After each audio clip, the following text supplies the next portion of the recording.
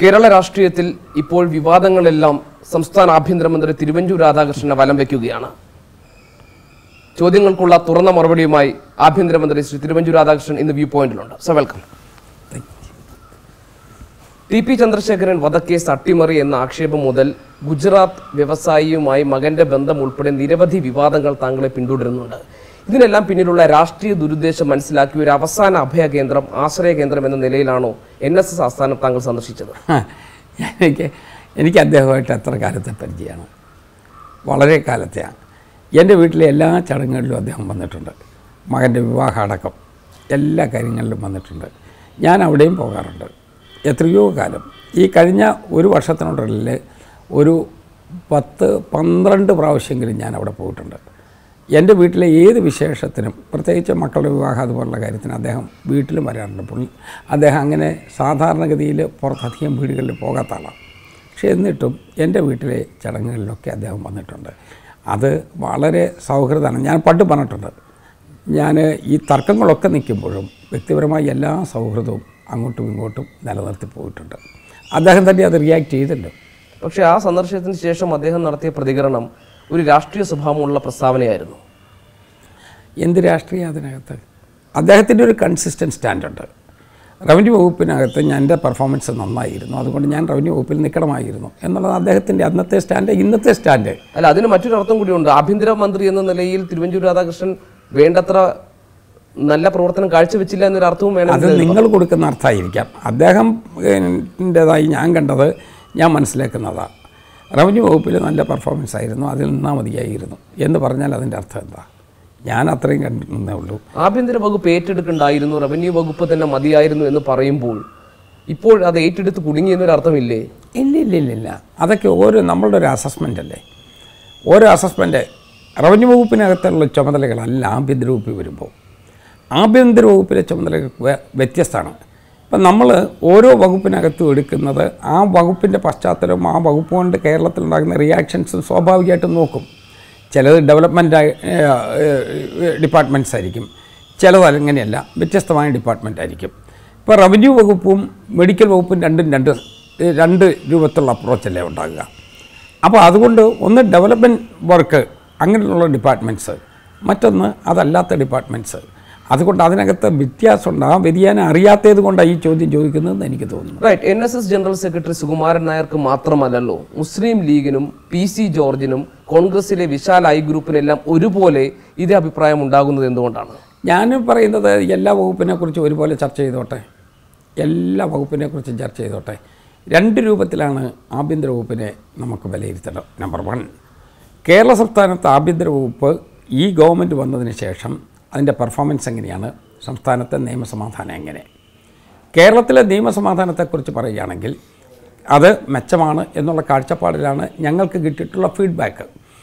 ഇവിടെ കേരളത്തിലെ ചില രംഗങ്ങളിൽ ക്രൈംസ് കുറഞ്ഞിട്ടുണ്ട്. കഴിഞ്ഞ 2.5 കൊല്ലത്തിനുള്ളിൽ ഒരു വെടിവെപ്പ് പോലും ഉണ്ടായിട്ടില്ലല്ലോ. അതുകൊണ്ട് നാളെ വെടിവെപ്പ് ഉണ്ടാക്കി കളയാം എന്നൊന്നും തീരുമാനിച്ചേക്കരുത്. കേരളത്തിൽ അങ്ങനെയൊരു രൂക്ഷമായ സംഘർഷ സാഹചര്യം ഉണ്ടായിട്ടില്ലല്ലോ. അതിരൂക്ഷമായ സാഹചര്യം ഉണ്ടാകുന്നു എന്ന് കേരളത്തിലെ മാധ്യമങ്ങളെല്ലാം കൂടെ കുത്തിപ്പൊക്കി ഉയർത്തിക്കൊണ്ടുവന്ന് തിരുവനന്തപുരം മുൾമനയിലാണ് എന്ന് പറഞ്ഞ അനിശ്ചിതകാല സെക്രട്ടേറിയറ്റ് ഉപരോധം പോലും സമാധാനമായിട്ട് പോയില്ലേ, വളരെ കൂളായിട്ട് തീർന്നില്ലേ. ഇവിടെ എത്ര സമരം മാർക്സിസ്റ്റ് പാർട്ടിയുടെ നേതൃത്വത്തിൽ LDF നടത്തിയിട്ടുണ്ട്. മിച്ചഭൂമി സമരം, ഭൂസമരം നടത്തിയില്ലേ. അതിനുശേഷം അധ്യാപകരുടെയും ജീവനക്കാരുടെയും സമരം നടത്തിയില്ലേ. അതിനുശേഷം DYFI നേതൃത്വം കൊടുക്കുന്ന നിരവധി സമരങ്ങൾ നടത്തിയിട്ടില്ലേ.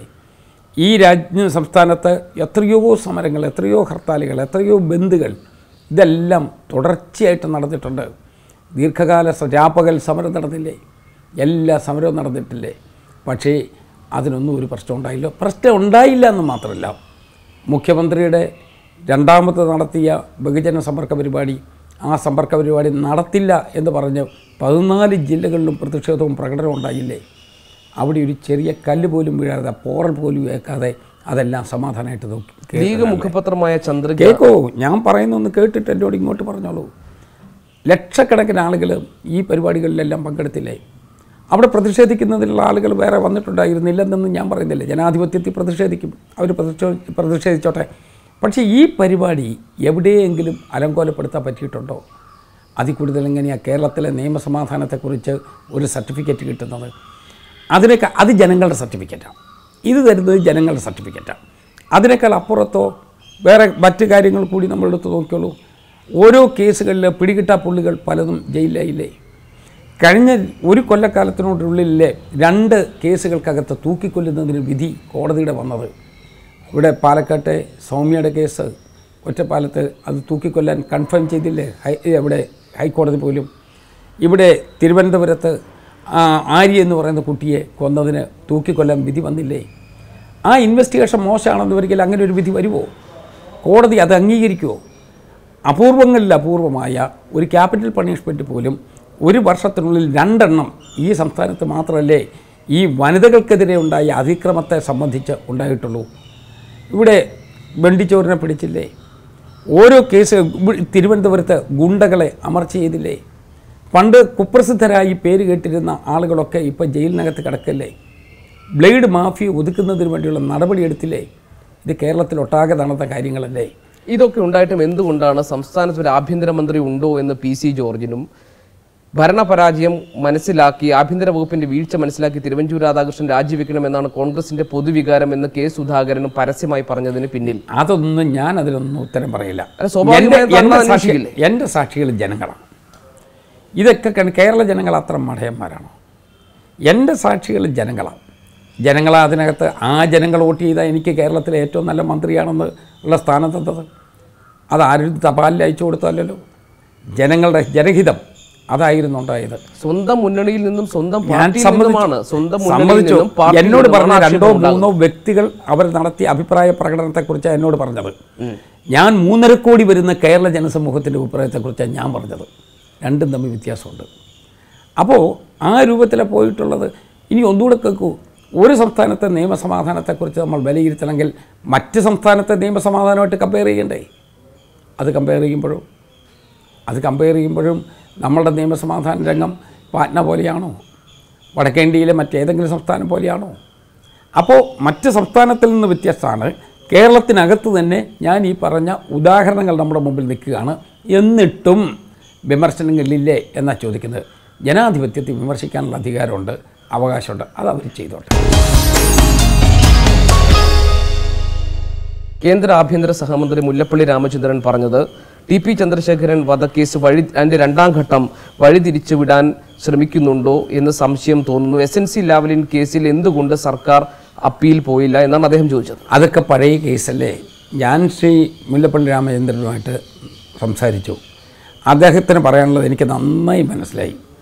ഞാൻ ഇവിടെ അഡ്മിനിസ്ട്രേറ്റീവായിട്ടുള്ള പ്രശ്നങ്ങളെ സംബന്ധിച്ച് ഞാൻ അദ്ദേഹത്തെ വിശദീകരിച്ചു. അദ്ദേഹം കേന്ദ്ര ആഭ്യന്തര വകുപ്പ് സഹമന്ത്രിയാണ്. അദ്ദേഹത്തിന് അതൊക്കെ മനസ്സിലാവും. അത് ഈ അടുത്ത കാലത്തൊന്നും ഇത് പറഞ്ഞിട്ടില്ലല്ലോ. ഞങ്ങൾ തമ്മിൽ സംസാരിച്ചതിന് ശേഷം അദ്ദേഹം അങ്ങനെ ഒരു അഭിപ്രായം പറഞ്ഞിട്ടില്ലല്ലോ. TP ചന്ദ്രശേഖരൻ വധക്കേസ് അട്ടിമറിക്കാൻ വേണ്ടി ഇടതുപക്ഷവുമായി താങ്കൾ ഒത്തുതീർപ്പ് ശ്രമങ്ങൾ നടത്തി പിന്നാമ്പുറത്ത് എന്നുള്ളതാണ് താങ്കൾക്കെതിരെയുള്ള ആക്ഷേപം. അത് ഉന്നയിക്കുന്നത് മുന്നണിയിൽ നിന്നും പാർട്ടിക്കകത്ത് നിന്നുമാണ്. അത് സംശയം തോന്നുന്ന തരത്തിലാണ് ജയിലിനകത്ത് അവർക്ക് കിട്ടിയിട്ടുള്ള സ്വാതന്ത്ര്യം. അതിൻ്റെ ഭാഗമായി DGPക്ക് പുറത്തു പോകേണ്ടി വന്നു. ഇതും സംസ്ഥാനത്ത് നടന്നാണ്. ഇത് പറയുന്നത് കേട്ട DGPയെ പുറത്തു വിട്ടത് വേറെ ആരോ ആണെന്ന് തോന്നുമല്ലോ. ആരാ DGPയോട് തൽക്കാലം രാജിവെച്ച് മാറണമെന്ന് പറഞ്ഞത്? ആ സ്ഥാനത്തുനിന്ന് മാറണമെന്ന് ഈ ഗവൺമെൻറ്റാണ്. എന്താ കാരണം? 2 കാരണങ്ങളാണ്. ആ കാരണമൊന്നും ഞാൻ വിശദീകരിക്കുന്നില്ല. കാരണം അദ്ദേഹം ചില രംഗങ്ങളിൽ അദ്ദേഹം വളരെ സാത്വികനാണ്, സ്കോളറാണ്. പക്ഷേ 2 കാര്യത്തിനകത്ത് അദ്ദേഹത്തിൻ്റെ പോയിന്റിനെ സംബന്ധിച്ച് ഗവൺമെൻറ് അക്സെപ്റ്റ് ചെയ്യാൻ കഴിയില്ല. പ്രോപ്പറായിട്ടുള്ള നടപടി എടുത്താരാ? ഗവൺമെൻറ്. അതുകൊണ്ട് ഗവൺമെൻറ് എടുത്തതാണ്. 2ാമത്തെ കാര്യം, TP ചന്ദ്രശേഖരൻ കേസ് എങ്ങനെയോ വളരെ ചർച്ചാ വിഷയമാകാൻ കാരണം.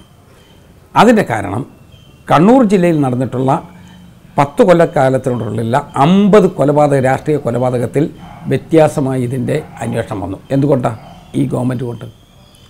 ഈ ഗവൺമെൻറ് ഒത്തുകളിച്ചിരുന്നെന്ന് ഒരിക്കൽ ഇതിൻ്റെ ഒരാളിനെ കിട്ടുമോ? കാരണം ആ വണ്ടി പിടിച്ചതുകൊണ്ടാണല്ലോ തെളിവിൻ്റെ ആദ്യത്തെ നേർരേഖ നമ്മുടെ മുമ്പിൽ എത്തിയത്. ആ വണ്ടി പിടിച്ചതാരാ? ഇവരാരെങ്കിലും പിടിപ്പിച്ചു കൊടുത്തതാണോ? ആ വണ്ടി പിടിച്ച ആ വണ്ടിക്കകത്തു നിന്ന് കിട്ടിയ തെളിവുകളിൽ നിന്നാണല്ലോ പിന്നെ കാര്യങ്ങൾ മുന്നോട്ട് പോയത്. അവിടെ കണ്ട ഇവിടെ മറ്റ് തെളിവുകളുടെ അടിസ്ഥാനത്തിലല്ലേ കേസ് ഫ്രെയിം ചെയ്തത്. ആർക്കും ക്വസ്റ്റ്യൻ ചെയ്യാൻ പറ്റില്ലാത്ത വിധത്തിൽ ഈ കേസുകൾ ഫ്രെയിം ചെയ്ത് കൊണ്ടുവന്നത് ആരെങ്കിലും പറഞ്ഞിട്ടാണോ? ഞാൻ വെച്ച ടീമാണ്. ആ ടീമാണ് അന്വേഷണം നടത്തിയത്. ഇവിടെ വിൻസെൻ്റ് പോളിനെക്കുറിച്ചും അനൂപ് കുരുവിളെക്കുറിച്ചും ആർക്കെങ്കിലും കുറ്റം പറയാൻ പറ്റുമോ? അവരാണല്ലോ അന്വേഷണം നടത്തിയത്. അവർ നടത്തിയ അന്വേഷണത്തിനകത്താണല്ലോ ശാസ്ത്രീയമായി ഈ കണ്ടുപിടുത്തലുണ്ടായത്. കോടതിയുടെ മുമ്പിൽ ഞങ്ങൾ പവർ പോയിൻ്റ് പ്രസൻറ്റേഷൻ നടത്തിയല്ലോ. കേരളത്തിൽ ഏതെങ്കിലും ഒരു കേസിനകത്ത് അങ്ങനെ നടന്നിട്ടുണ്ടോ? ആ പവർ പോയിൻ്റ് പ്രസൻറ്റേഷനിലൂടെ കോടതിക്കും എല്ലാ കാര്യങ്ങളും ബോധ്യപ്പെടും എന്നാണ് ഞാൻ വിശ്വസിച്ചത്. പിന്നെ കലാപകാരി ജയിലിനകത്ത് കിടന്നാലും ജയിലിന് പുറത്ത് കിടന്നാലും അവൻ കുഴപ്പം കാണിക്കും, സംശയമില്ല. ആ കുഴപ്പം കാണിക്കുന്നവർ ചെയ്ത പ്രവർത്തനത്തിലുള്ള നടപടി വേറെ പോകും. അതുകൊണ്ടാണ് മൊബൈൽ ഫോൺ ഞങ്ങൾ പിടിച്ചു, നടപടിയെടുത്തിട്ടുണ്ട്. ഇപ്പോൾ പുതിയ ADGP, ജയിലിൻ്റെ ADGP ശ്രീ സെൻകുമാർ അവിടെ എല്ലാ നടപടികളും കൃത്യമായി കൊണ്ടുപോകുന്നുണ്ട്. ഒരു പ്രശ്നം ഗവൺമെൻറ് മുമ്പിൽ വരുമ്പോൾ ഈ ഗവൺമെൻറ് ഒന്നുകിൽ ഭയപ്പെന്ന് ഓടണം, അതല്ലെന്ന് ഒരിക്കൽ മരവിച്ച് നിൽക്കണം. രണ്ടും ചെയ്തിട്ടില്ല. ഈ ഗവൺമെൻറ് പ്രോപ്പറായി ആക്ട് ചെയ്തതുകൊണ്ടാണ് ഈ രൂപത്തിൽ പോകുന്നത്.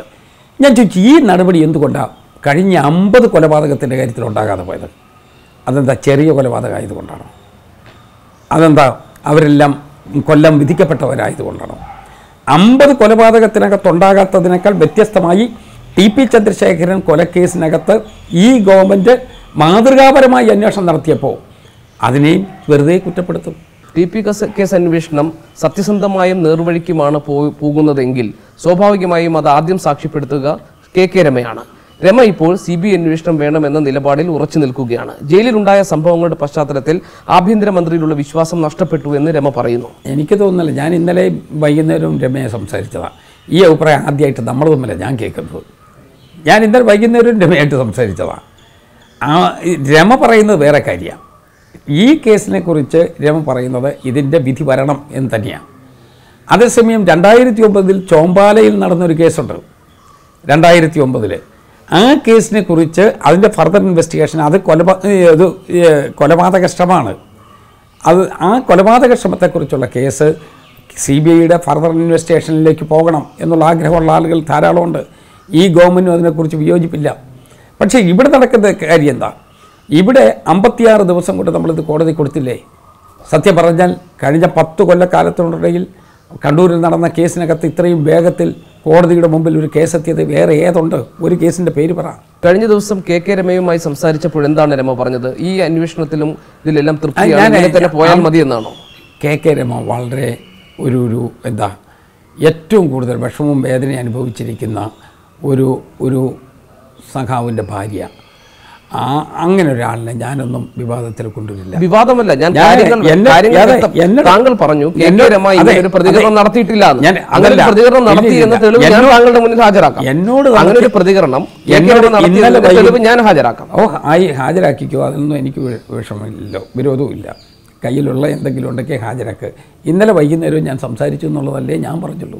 അതെ, അതുകൊണ്ട് അന്വേഷണത്തിൽ തൃപ്തിയുണ്ട് എന്നാണോ KK രമ പറഞ്ഞത്? അത് വരട്ടെ, അതൊക്കെ കേസിൻ്റെ വിധിയിലോട്ട് എത്തട്ടെ. വിസ്താരത്തിലിരിക്കുന്ന ഒരു കേസിനെ പിന്നെയും കലക്കി വിസ്താര കോടതിയുടെ മുമ്പിൽ തർക്കം ഉണ്ടാക്കാൻ വേണ്ടി ഒരു ശ്രമം നടത്താതെ ഒരിക്കലുമില്ല. താങ്കൾ പറഞ്ഞത് KK രമ സംസാരിച്ചു, അവർക്ക് ഞാൻ അതൃപ്തിയുണ്ട് എന്ന കാര്യം പറഞ്ഞപ്പോഴാണ് താങ്കൾ പറഞ്ഞത് കഴിഞ്ഞ ദിവസം വരെ ഞാൻ KK രമയോട് സംസാരിച്ചതാണ്, അവരുടെ അതൃപ്തിയും രേഖപ്പെടുത്തിയില്ല എന്നാണ്. കേൾക്കൂ, ഒരു വിസ്താര കോടതിയിൽ നിൽക്കുന്നൊരു കേസ് തർക്കവിഷയമായി കൊണ്ടുവന്ന് വിസ്താര കോടതിയെ കൺഫ്യൂസ് ചെയ്യാൻ പുറത്തുനിന്ന് എന്തിനാണ് ഒരു ശ്രമം നടത്തുന്നത്? അത് ശരിയാണോ? അതാരെ രക്ഷിക്കാനാണ്? അതുകൊണ്ട് അത് വിട്, അത് ആ വിസ്താര കോടതി തീരുമാനിക്കട്ടെ. അപ്പോൾ KK രമയ്ക്ക് പൂർണ്ണമായി തൃപ്തിയാണ്. വരട്ടെ, അതൊക്കെ അവരോട് ചോദിച്ചോളൂ. ഈ രീതിയിൽ അന്വേഷണം മുന്നോട്ട് പോയാൽ CPIMലെ മുതിർന്ന നേതാക്കളുടെ അടുത്തേക്ക് അന്വേഷണം എത്തില്ല എന്നും അതുകൊണ്ട് CBI അന്വേഷണം വേണമെന്നാണ് വ്യക്തമായ ഭാഷയിൽ KK രമ പറഞ്ഞിട്ടുള്ളത്. സമ്മതിച്ചു. അത് KK രമയുടെ കൺസിസ്റ്റൻറ്റ് സ്റ്റാൻഡാണ്. ആ കൺസിസ്റ്റൻറ്റ് സ്റ്റാൻഡ് ഡൈല്യൂട്ട് ചെയ്യണമെന്ന് ഞാനും പറയുന്നില്ല. നമ്മളുടെ അന്വേഷണ സംഘത്തിൻ്റെ അന്വേഷണം തൃപ്തികരമാണ്, പകുതി വരെ തൃപ്തി, ബാക്കി തൃപ്തിയില്ല എന്നൊക്കെ എനിക്കൊരു നിലപാടെടുക്കാൻ പറ്റുമോ? ഞാനെടുക്കാൻ പറ്റുന്ന നിലപാടെന്താ? അന്വേഷണ സംഘത്തെ വിശ്വസിക്കുന്നു, അവരെ ചുമതലപ്പെടുത്തുന്നു. അന്വേഷണ സംഘം വളരെ ദുർഘടമായ സാഹചര്യത്തിൽ തന്നെ യഥാർത്ഥ പ്രതികളെ കണ്ടെത്തിയിരിക്കുന്നു. ആ പ്രതികളെ കോടതിയുടെ മുമ്പിൽ അവരെത്തിച്ചിരിക്കുന്നു. അതൊരു വിസ്താര കോടതിയിൽ വിസ്താരം നടന്നുകൊണ്ടിരിക്കുന്നു. അങ്ങനെ വിസ്താരം നടന്ന് വിധി പറയാൻ 22-ാം തീയതി വെച്ചിരിക്കുന്നു. അതിൻ്റെ തലേ മാസത്തിലെ ഒരു ദിവസം ഇരുന്ന് ഞാൻ അതിനെക്കുറിച്ച് എന്തെങ്കിലും പറയുന്നത് ശരിയാണോ? കേരളത്തിലെ ജനങ്ങളുടെ മുന്നിൽ അവർ കണ്ടിട്ടുള്ള ഏറ്റവും നല്ല ആഭ്യന്തരമന്ത്രിമാരിൽ ഒരാളാണ് തിരുവഞ്ചൂർ രാധാകൃഷ്ണൻ എന്ന ഉത്തമ ബോധ്യം താങ്കൾക്കുണ്ട്. ഇല്ല, ഞാനങ്ങനെ സ്വയം പ്രശംസിക്കുന്ന ഒരു സ്വഭാവത്തിലോട്ട് പോവില്ല. താങ്കളാണല്ലോ പറഞ്ഞത് ജനങ്ങൾക്ക് സാക്ഷ്യമുണ്ട്. ജനങ്ങൾ പറയട്ടെ എന്ന് പറയുന്നത് നമ്മളെല്ലാം ജനങ്ങളുടെ പേരില്ല, എന്നെ തെരഞ്ഞെടുത്ത ജനങ്ങളാണ്. ശരി, ഉത്തരേന്ത്യൻ സംസ്ഥാനങ്ങളുമായി തട്ടിച്ചു നോക്കുമ്പോൾ വളരെ നല്ല ക്രമസമാധാന പാലനം കേരളത്തിലുണ്ട്. നമ്മളുടെ മുമ്പിലുള്ള ഡേറ്റാസാണ് നമ്മൾ നോക്കുന്നത്. ആ ഡേറ്റാസ് വെച്ച് ഇവിടെ കേരളത്തിലെ ക്രമസമാധാന, അതാണ് ഞാൻ ചോദിച്ചത്, ക്രമസമാധാന നില എന്ന് പറഞ്ഞാൽ ചിലവരുടെ മനസമാധാന നിലയായിട്ട് കമ്പയർ ചെയ്യരുത്. അത് രണ്ടും രണ്ടാണ്. ക്രമസമാധാനം ഒരു വഴിക്ക്, മനസമാധാനം വേറെ വഴിക്ക്. അതിപ്പോൾ എല്ലാ മനസമാധാനം ഉണ്ടാക്കിക്കൊണ്ടിരാൻ ഒരു ഗവൺമെൻറ്റിനോ ഒരു വകുപ്പിനോ ഒരു ആഭ്യന്തര വകുപ്പിനോ പോകാൻ പറ്റുമോ? അതുകൊണ്ട് പക്ഷേ നമ്മൾ നോക്കുന്നത് എന്താ, ടോട്ടലായിട്ടുള്ള സാഹചര്യം. ആ ടോട്ടലായുള്ള സാഹചര്യത്തിൽ ഈ ഗവൺമെൻറ് മുമ്പിൽ വന്നിട്ടുള്ള ഇഷ്യൂസിൽ ആഭ്യന്തര വകുപ്പും പോലീസും എടുക്കുന്ന നിലപാടുകൾ, ആ നിലപാടിനെക്കുറിച്ച് ഇവിടെ കേരളത്തിൽ അങ്ങനെ പല കാലങ്ങളിലുണ്ടായ ഇതുപോലൊരു വിമർശനം ഉണ്ടായതായി എനിക്കൊരു തോന്നലേ ഇല്ല. കോൺഗ്രസിന്റെ പ്രതിനിധി ആഭ്യന്തരമന്ത്രിയായപ്പോൾ താങ്കൾ പറഞ്ഞതുപോലെ മനസമാധാന നില തെറ്റിയതും യൂത്ത് കോൺഗ്രസ്സുകാർക്കാണെന്നാണ് കെ സുധാകരൻ പറയുന്നത്. കണ്ണൂരിൽ യൂത്ത് കോൺഗ്രസ്സുകാരുടെ ഫ്ലക്സ് മാറ്റിയ സംഭവം നേരിട്ട് അറിയിക്കാൻ വേണ്ടി തിരുവഞ്ചൂർ രാധാകൃഷ്ണൻ എന്ന ആഭ്യന്തരമന്ത്രിയെ വിളിച്ചപ്പോൾ വളരെ മോശമായ ഭാഷയിൽ സംസാരിച്ചു. താങ്കൾ കേട്ടതായിരിക്കുമല്ലോ കെ സുധാകരന്റെ വാർത്താ സമ്മേളനം. എനിക്ക് കേൾക്കൂ അനിയ, എനിക്ക് അങ്ങനെ മോശമായിട്ട് പെരുമാറുന്ന ഒരു സ്വഭാവമില്ല. നിങ്ങളിപ്പോൾ എന്നോട് എന്തെല്ലാം ചോദിച്ചു, ഞാൻ വല്ലതും മോശമായി പറഞ്ഞു? നമ്മളുടെ ഒരു സ്വഭാവമുണ്ട്. ആ സ്വഭാവത്തിൻ്റെ ഓർബിറ്റിൻ്റെ അപ്പുറത്തേക്ക് എത്ര സമ്മർദ്ദം ചെലുത്തിയാലും ഞാൻ മാറുന്ന പ്രശ്നമില്ല. അപ്പോൾ കെ സുധാകരൻ നുണ പറഞ്ഞതായിരിക്കും. കേൾക്കൂ, അതൊക്കെ നിങ്ങളുടെ അഭിപ്രായം. എനിക്ക് കെ സുധാകരനെ കുറിച്ച് അങ്ങനെ ഒരു അസസ്മെൻ്റ് ഒന്നുമില്ല. കെ സുധാകരൻ പറയുന്നത് തിരുവഞ്ചൂർ രാധാകൃഷ്ണൻ ആഭ്യന്തരമന്ത്രിയായി വരുന്ന തെരഞ്ഞെടുപ്പിനെ നേരിടാൻ നിന്നാൽ ഈ തരത്തിലാണ് ക്രമസമാധാനം കേരളത്തിൻ്റെത് മുന്നോട്ട് പോകുന്നതെങ്കിൽ കോൺഗ്രസിന് കനത്ത തിരിച്ചടി നേരിടേണ്ടി വരുമെന്നാണ്. അതിനൊക്കെ മറുപടി ഇല്ലേ താങ്കൾക്ക്? എനിക്ക് ഒരു മറുപടിയില്ല. അതിനൊക്കെ കേരളം തീരുമാനിക്കട്ടെ, ജനങ്ങൾ തീരുമാനിക്കട്ടെ. അതിനൊന്നും ഒരു മറുപടി പറയല്ല എൻ്റെ ഉത്തരവാദിത്തം. എൻ്റെ ഉത്തരവാദിത്തം കുറച്ചുകൂടെ വിഭിന്നമാണ്.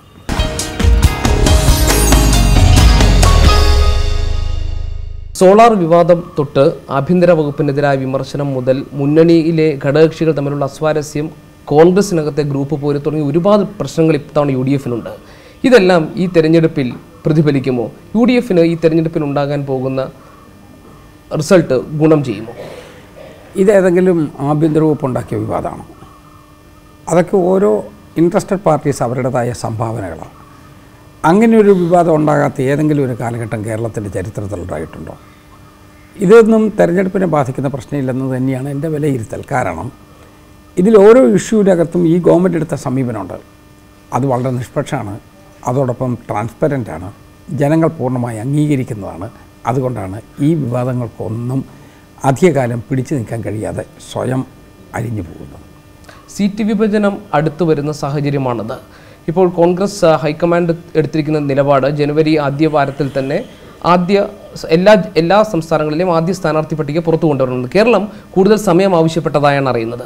കേരളത്തിൽ സീറ്റ് വിഭജനവുമായി ബന്ധപ്പെട്ട് കൂടുതൽ പ്രശ്നങ്ങൾ ഉണ്ടാകാനുള്ള സാധ്യത ഏറെയല്ലേ? കാരണം പ്രത്യേകിച്ച് KM മാണി പറഞ്ഞിരിക്കുന്നു 2 ലോക്സഭാ സീറ്റിന് തങ്ങൾക്ക് അർഹതയുണ്ടെന്ന്. അതൊക്കെ പൊളിറ്റിക്കലായിട്ട് ഡിസ്കസ് ചെയ്ത് ഒരു നല്ല ഫൈനാലിറ്റി ഉണ്ടാക്കേണ്ട കാര്യമാണ്. സീറ്റ് വിഭജനം മറ്റ് സംസ്ഥാനങ്ങളിൽ നിന്ന് വ്യത്യസ്തമാണ് കേരളത്തിൽ. കാരണം കേരളത്തിൽ ഐക്യമുന്നണിയായിട്ടാണ് നിൽക്കുന്നത്. ആ സാഹചര്യം വരുമ്പോൾ മറ്റ് ഘടകകക്ഷികളുമായി സംസാരിക്കുന്നതിന് വേണ്ടിയുള്ള സാവകാശം വേണം എന്നാണ് ആ ഒരു നിലപാടിൽ നിന്ന് ഞാൻ മനസ്സിലാക്കുന്നത്. അത് സ്വാഭാവികം മാത്രമാണ്. പക്ഷേ കേരളത്തിൽ കോൺഗ്രസിന് ഇത്തവണ കൂടുതൽ സീറ്റിൽ മത്സരിക്കുന്നതിനെ പറ്റി ആലോചിക്കാമെന്നാണല്ലോ KPCC അധ്യക്ഷൻ പറയുന്നത്. ഓരോ പാർട്ടികൾക്കും പാർട്ടികളുടേതായ നിഗമനങ്ങളുണ്ട്. KPCC അധ്യക്ഷൻ സ്വാഭാവികമായിട്ടും കോൺഗ്രസിൻ്റെ ഇൻറ്റൻഷൻ പരസ്യമായിട്ട് പറഞ്ഞിരിക്കുന്നു. അധ്യക്ഷൻ പറഞ്ഞത് കറക്റ്റുമാണ്. അപ്പോൾ KM മാണി ഒരുപക്ഷെ 2 സീറ്റ് ആവശ്യപ്പെടുകയാണെങ്കിൽ ഒരു ഡിസ്പ്യൂട്ട് ഉണ്ടാകും സീറ്റ് വിഭജനത്തിൽ എന്നല്ലേ അതിൻ്റെ അർത്ഥം? അങ്ങനെയാണെങ്കിൽ AK ആൻ്റണിയെ പോലെയുള്ള മുതിർന്ന നേതാക്കൾ കേരളത്തിലെത്തി പ്രശ്നം പരിഹരിക്കേണ്ടി വരില്ലേ? അതല്ല, ഓരോ പാർട്ടി അവരുടെ അഭിപ്രായങ്ങൾ പറയുമല്ലോ. ആ പാർട്ടികൾ തമ്മിൽ ബൈലാറ്ററൽ ഡിസ്കഷനോ അല്ലെങ്കിൽ മൾട്ടിലാറ്ററൽ ചർച്ചയോ നടന്നതിന് ശേഷമല്ല ഫൈനാലിറ്റി ഉണ്ടാവുക. അതുകൊണ്ട് ഒരു പാർട്ടി അവരുടെ അഭിപ്രായം പറഞ്ഞുപോയി എന്നുള്ളത് കൊണ്ടെല്ലാം തീർന്നു എന്നൊരു ധാരണയോ ഉണ്ടാകണ്ട. ഈ മാണി വിഭാഗത്തിൻ്റെ കാര്യം ഞാൻ എടുത്തു ചോദിക്കാൻ കാരണം കോട്ടയത്തിന് പുറമെ ഇടുക്കി എന്നതായിരിക്കും സ്വാഭാവികമായും KM മാണി ലക്ഷ്യം വയ്ക്കുന്നത്. ഇടുക്കിയിൽ ഫ്രാൻസിസ് ജോർജിനെ വേണമെങ്കിൽ പിന്തുണയ്ക്കാമെന്നാണ് ഇടുക്കി രൂപതാ ബിഷപ്പിൻ്റെ നിലപാട്. അങ്ങനെയാകുമ്പോൾ ഇടുക്കിയിലെ സിറ്റിംഗ് സീറ്റ് കോൺഗ്രസിന് വിട്ടുകൊടുക്കേണ്ടി വരുന്നൊരു സാഹചര്യം ഉണ്ടാകും. അതിനെപ്പറ്റി കോൺഗ്രസിന് ആലോചിക്കേണ്ടതുണ്ടോ? അതാണ് ഞാൻ പറഞ്ഞത്. അതിൻ്റെ ചർച്ച നടക്കേണ്ട പൊളിറ്റിക്കൽ ലെവലിലാണ്. രാഷ്ട്രീയ ലെവലിൽ ചിലപ്പോൾ ഒരു നിർദ്ദേശം വന്നുകൊണ്ടിരിക്കാം, ആ നിർദ്ദേശത്തോടുള്ള കോൺഗ്രസിൻ്റെ പ്രതികരണം വന്നുകൊണ്ടിരിക്കാം. ആ പാർട്ടികൾ തമ്മിൽ പരസ്പരം സംസാരിച്ച് പ്രശ്നത്തിന് പരിഹാരമുണ്ടാക്കും. അങ്ങനെയാണ് ഏത് പാർട്ടിയും, ഒരു മൾട്ടി പാർട്ടി സിസ്റ്റമുള്ള ഏത് മുന്നണിക്കകത്തും തീരുമാനം അങ്ങനെയേ വരും. കേന്ദ്രമന്ത്രിമാരെ എല്ലാം പിൻവലിച്ച് അതാത് സംസ്ഥാനങ്ങളിലേക്ക് തെരഞ്ഞെടുപ്പിന് നേതൃത്വം കൊടുക്കാൻ അയക്കുകയാണ് കോൺഗ്രസ്. ഇപ്പോൾ ജയന്തി നടരാജന്റെ രാജി ഉണ്ടായി. ഇനിയിപ്പോൾ അധികം വൈകാതെ എ കെ ആന്റണിയുടെ രാജി ഉണ്ടാകുമെന്നാണ് പ്രതീക്ഷിക്കുന്നത്. അദ്ദേഹം കേരളത്തിലേക്ക് വരും. എ കെ ആന്റണി കേരളത്തിൽ വന്ന് പരിഹരിക്കേണ്ടതായ ഒരു പ്രശ്നം നിലവിലുണ്ടോ? പക്ഷേ എ കെ ആന്റണി അല്ലാതെ തന്നെ ഞങ്ങൾക്ക് എല്ലാ രൂപത്തിലും നേതൃത്വം നൽകിക്കൊണ്ടിരിക്കുന്ന, ഇപ്പോൾ ഇന്ത്യ രാജ്യത്തിന് മൊത്തത്തിൽ നേതൃത്വം കൊടുക്കുന്ന ചുരുക്കം ചില ആളുകളെ പ്രമുഖനായി നിൽക്കുകയാണ്. അതുകൊണ്ട് അദ്ദേഹത്തിൻ്റെ സേവനം ഏത് രൂപത്തിൽ വേണം എന്നുള്ളത് കോൺഗ്രസ് നേതൃത്വം തീരുമാനിക്കും. മികച്ച പ്രകടനം ഈ തെരഞ്ഞെടുപ്പിൽ കാഴ്ചവെക്കാൻ കഴിയുമെന്ന ശുഭാപ്തി വിശ്വാസമാണ് എനിക്ക് 100% വിശ്വാസമാണ്. ഒരു പ്രൊവൈസോ ഉണ്ട്. കോൺഗ്രസും ഐക്യജനാധിപത്യ മുന്നണിയും സംയുക്തമായി നിൽക്കണം. കോൺഗ്രസിനകത്തൊന്നും ഐക്യജനാധിപത്യ മുന്നണിക്കകത്തൊന്നും ഒരേ ലക്ഷ്യത്തോടു കൂടി ഒരേ ദർശനത്തോടു കൂടി പോകുന്നു എന്ന് ബഹുജനങ്ങളുടെ മുമ്പിൽ ഒരു മുഖമുണ്ടാകണം. പക്ഷേ അവിടെ ഐക്യജനാധിപത്യ മുന്നണിയുടെ ഐക്യത്തെ ബാധിക്കുന്ന തരത്തിലല്ലേ ഇപ്പോൾ കെ ആർ ഗൗരിയമ്മ നിലപാടെടുക്കാൻ പോകുന്നത്? JSS UDF വിടാനുള്ള തീരുമാനം എടുത്തു കഴിഞ്ഞു. അതിൻ്റെ ഔദ്യോഗിക പ്രഖ്യാപനം ജനുവരി അവസാനത്തോടു കൂടി ഉണ്ടാകുമെന്നാണ് അറിയുന്നത്. CMPയും സമാനമായ ആലോചനയുടെ പാതയിലാണ്. SJDയെ സംബന്ധിച്ചും ചില ആശയക്കുഴപ്പങ്ങളും അവ്യക്തതകളും അസ്വാരസ്യങ്ങളുമുണ്ട്. ഇത് കെട്ടുറപ്പിനെ ബാധിക്കുന്നുണ്ട് എന്നതിന് തെളിവല്ലേ? അതൊക്കെ ആ തലത്തിലൊക്കെ ചർച്ച ചെയ്ത് തീരുമാനമെടുക്കും എന്നാണ് എൻ്റെ വിശ്വാസം. കാരണം ഒരു മുന്നണിക്കകത്തെ ഒരു പാർട്ടിക്ക് സ്വാഭാവികമായിട്ട് ചില തർക്കങ്ങളും വിഷമങ്ങളും വന്നിരിക്കും. അതത് സമയത്ത് പറഞ്ഞു തീർത്ത് ആ മുന്നണിയെ കെട്ടുറപ്പോടുകൂടി കൊണ്ടുപോവുക എന്നുള്ളതാണ് രാഷ്ട്രീയ ധർമ്മം. ആ ധർമ്മം നിറവേറ്റുന്ന കാര്യത്തിൽ ഐക്യജനാധിപത്യ മുന്നണിയുടെ നേതൃത്വം വളരെ ഫലവത്തായി പ്രവർത്തിക്കും എന്നുള്ള പ്രത്യാശയുള്ളൊരു വ്യക്തിയാണ് ഞാൻ. അതായത് താങ്കൾ പറയുന്നത് കെ ആർ ഗൗരിയമ്മയെയും MV രാഘവനെയും പോലുള്ളവരെല്ലാം മുന്നണിയിൽ തന്നെ നിൽക്കേണ്ടവരാണ്. അങ്ങനെ നിൽക്കണമെന്നാണ് എൻ്റെ പ്രത്യാശ. അതുണ്ടാകണം എന്നുള്ളതാണ് എൻ്റെ ആഗ്രഹം. അല്ല, അവരുന്നയിക്കുന്ന ആക്ഷേപം UDFനകത്ത് അവർ സൈഡ് ലൈൻ ചെയ്യപ്പെടുന്നു, അവർ പരിഗണിക്കപ്പെടുന്നില്ല, അവരുന്നയിക്കുന്ന ആവശ്യങ്ങൾ അവഗണിക്കപ്പെടുന്നു.